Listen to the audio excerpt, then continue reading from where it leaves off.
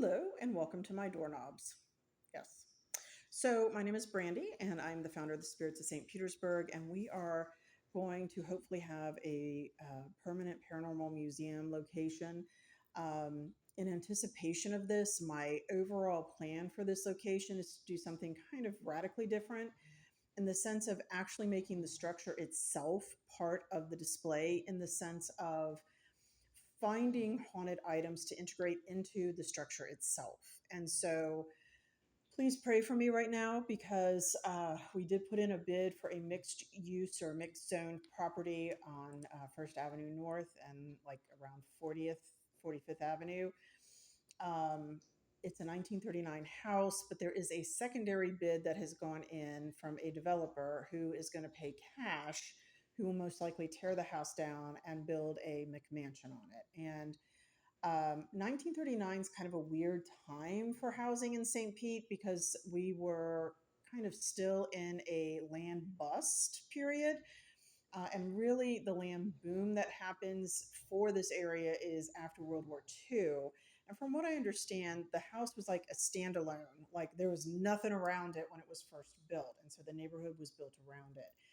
We do think it's haunted. It does have a very vibey feel. We did get some EMF readings while we were there, and I definitely felt a palpable cold spot. Any weird noises you hear in the background, I apologize, but it is 12:01 a.m. and my pugs are asleep around me, and I am trying not to wake them up. So some of them snore. But we went to, on top of that, we went to the World Oddities Expo in the Coliseum in St. Petersburg, Florida. Carissa, who's a member of the Spirits and a friend, God bless her because she treks through these things with me. And we're supposed to keep each other in check for like not buying a whole bunch of stuff. And we're always like, oh no, you should get that. You should totally get that. But we were good. We were pretty good this year. I got a uranium glass. What else did I get? I got something else, but it was like, oh, a mystery box. So it wasn't like an overwhelming amount of money. And she was actually pretty good too. So we're trying to be good girls when we go. But I was a little disappointed because I've been to the Tabernacle of Oddities a few years now in a row. I have yet to be a vendor there, which kind of sucks. But the Tabernacle of Oddities it does have haunted items in it. I've gotten some haunted things there, and that's kind of cool. So I was really looking for that at World of Oddities Expo, and they didn't have any. It was definitely much more of a mainstreamed fringe show, if you know what I mean. But I was talking to one vendor, and she's like, "Oh yeah, I don't have any haunted items here, but at home I have haunted doorknobs." And I'm like, "Really?" And she said, "Yeah, her home is New Orleans. And New Orleans, they talk about doorknobs carrying ghosts. Ghosts will go with the doorknobs." And I'm like, "Oh, that's cool." So I then spent the next several days looking for haunted doorknobs, believe it or not. And I only found three. I looked at multiple sites. These are all three from eBay. eBay and I have an interesting relationship. I do find eBay to be more expensive than other sites. I have become a big fan of Vinted, but they had absolutely nothing. And I am pleased to say that I made offers on these, so I did not have to pay full price, and the offers were accepted. I guess there aren't a lot of people looking for haunted items, specifically haunted doorknobs. But I plan to make three videos on my doorknobs, and the first one is actually the most expensive and the oldest. Now, initially, what I thought was going to happen was I thought I was getting like three full sets of doorknobs, but this was separate, and this was a set. And each of them have a little bit of a story. So this is the first one, and I love this. I think this is the coolest thing. I don't know why modern doorknobs don't look cooler like this. Oh, and I am not even as sensitive, and I can feel this thing vibrating in my hand. It has some good vibey energy. This does look like it's definitely, I think it was painted at one point, it looks like, but it's a bronze, most likely.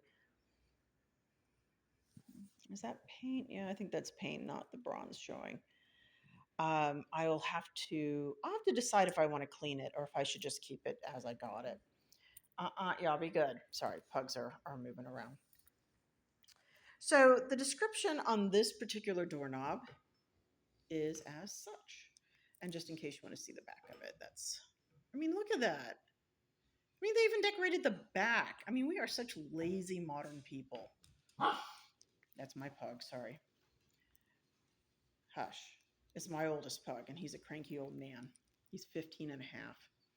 So, this doorknob dates from the 1880s and came from a house near Carlisle, Pennsylvania, that had multiple reports of paranormal activity. Sightings of a little girl who died in the house and eerie cries were heard on the anniversary of her death. I have not noted any specific activity with this doorknob, but sensitives will feel the residue energy. Please see photos for details and feel free to ask any questions. So, I am not really a sensitive, but like I said, I am a metal artist. I haven't been doing a lot of art lately, but hopefully I'll get back to that. But as I said, when I first pulled this out of the box, I mean, I could feel my hands tingling, which is like really, really crazy. So this is the first one. Let me see if I can find anything about where the site is. I did ask. I do not believe I've gotten a reply yet. Okay, so I don't have a message from the seller yet, but just based on the clues that they put in their description, um, I believe it is a demolished or a property. So with a girl's ghost, it's highly likely the old student quarters or specific residential housing structures at Carlisle Barracks grounds or the slum foundations near Pandemonium on the border of Perry and Cumberland counties.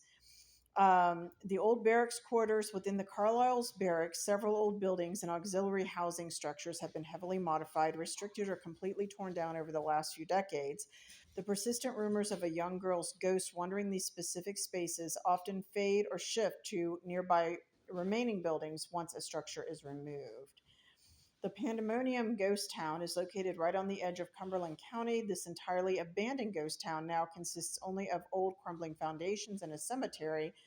It has frequently been cited in regional paranormal podcasts for its eerie atmosphere and lingering residual energies. Or the Dickinson College perimeter. Several old fraternity houses and historical perimeter residences in Carlisle have faced demolition or complete gutting. Ghost stories involving children or students often linger on the land even after the physical walls are gone. Now, if this is the Harrisburg, there's another one that says this could be the Harrisburg State Hospital. Now, this is where things get kind of weird. So, my mom is from York County, which is near Lancaster County and near Harrisburg. And this is completely random. I actually had no idea of any of this until I started digging. I'll have to tell her. She has dementia, but maybe she'll enjoy hearing about this. Prominent haunted locations in or closely tied to Cumberland County, Pennsylvania, featuring a little girl or child spirit include the Harrisburg State Hospital, historic grounds overlapping the county area, the old Cumberland County Prison in Carlisle, and nearby regional landmark haunts. Notable locations and lore: Harrisburg State Hospital, located near the county border with a long history of psychiatric care, staff and visitors historically reporting unexplained phenomenon, including a little girl ghost said to haunt the costume and storage racks. The old Cumberland County Prison is known for apparitions like floating boots and disembodied legs, as well as residue sounds from its history as the active 19th century penal site. And then the Frankenberg Tavern also is managed by the Mechanicsburg Museum Association, features local legends and moving objects and phantom touches. And I apologize, those are my pugs again, being very naughty. Now, I thought I found a more specific story. Let me see if I can find that. Hold on.